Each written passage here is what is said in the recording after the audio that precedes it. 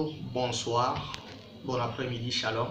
Ça dépend de l'endroit où vous êtes. Encore une fois, c'est votre frère, le prophète, Dieu merci, Héradi. Le Seigneur a permis que nous puissions encore partager une pensée qui sera tellement bénéfique pour le peuple de Dieu. Je pense qu'il est préférable que chacun dans la vie puisse comprendre le mystère de la particularité. Nous parlerons sur la particularité.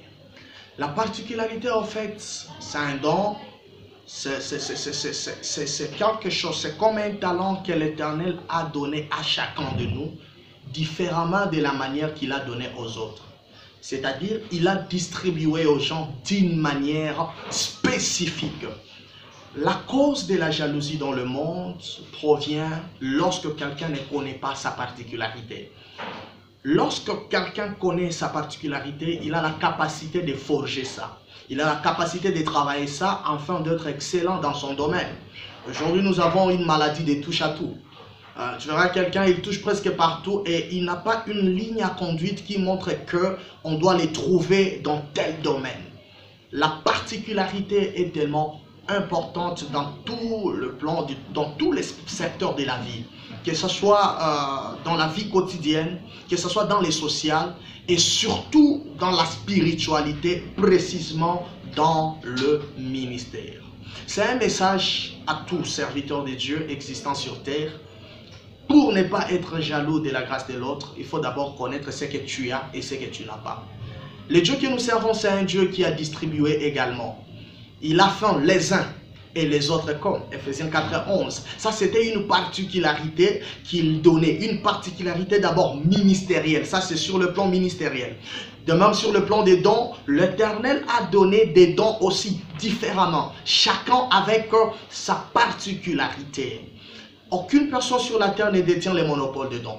Ce que tu as, quelqu'un d'autre n'a pas. Et ce que ton voisin a, toi aussi tu n'as pas. C'est pourquoi l'orgueil ne pousse à rien, l'orgueil n'ajoute rien. L'orgueil, c'est parmi, bon, je ne dirais pas parmi, c'est la cause de la chute de Lucifer.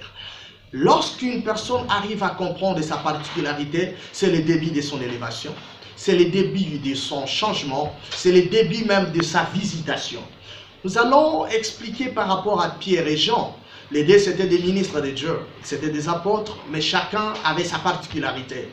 Si vous lisez très bien Jean, sa particularité, c'était la révélation de la parole. Mais Pierre n'était pas calé dans ce domaine. Et vous allez trouver quelque chose de très particulier, ces gens, lorsque même il écrit son livre sur, lorsqu'il écrit le livre des Jean, il commence par, au commencement était la parole. Il commence à révéler des choses, sans même dire bonjour, sans même se présenter, c'est-à-dire sa particularité, bien qu'il n'a pas étudié, ça s'éprouve dans la manière d'introduire son message. Mais vous verrez que c'est quelqu'un qui est assis dans la révélation. Il commence d'abord par révéler des choses. C'est différemment de l'apôtre Pierre. L'apôtre Pierre n'était pas calé dans la révélation, mais il était dans le domaine de la puissance. C'était aussi ça sa particularité. Mais ce que j'aime dans les livres des Actes 3, il se retrouve devant le paralytique. Le paralytique n'a pas besoin de la révélation de la parole. Mais le paralytique, il a besoin de marcher. C'est pourquoi lorsque Pierre est arrivé, il a conjugué le verbe au pluriel. Il a dit premièrement, regarde-nous. Mais après, il a dit, ce que j'ai, je te le donne, pas ce que nous avons. Et si vous lisez très bien, il dira que je n'ai ni or. Il n'a pas dit nous n'avons. Il a dit je n'ai ni or ni. C'est-à-dire, il savait ce qu'il a et ce que l'autre n'a pas. Bien-aimés dans l'Éternel, nous nous combattons dans l'œuvre de Dieu, nous nous combattons dans la vie. Les uns sont jaloux, c'est parce que chacun ne connaît pas sa particularité.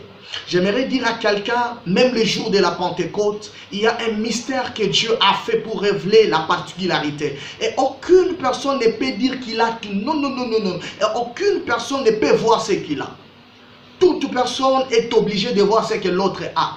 Toute personne est obligée de féliciter ce que l'autre a. S'il ne le fait pas, il tombe dans le piège de la jalousie. C'est pourquoi le jour de la Pentecôte, lorsque le feu est descendu sur différentes têtes, aucune personne n'avait la capacité de voir le feu qui était sur sa tête. C'était impossible. Au fur et à mesure que l'homme voulait voir le feu qui était sur sa tête, il allait se retrouver par terre.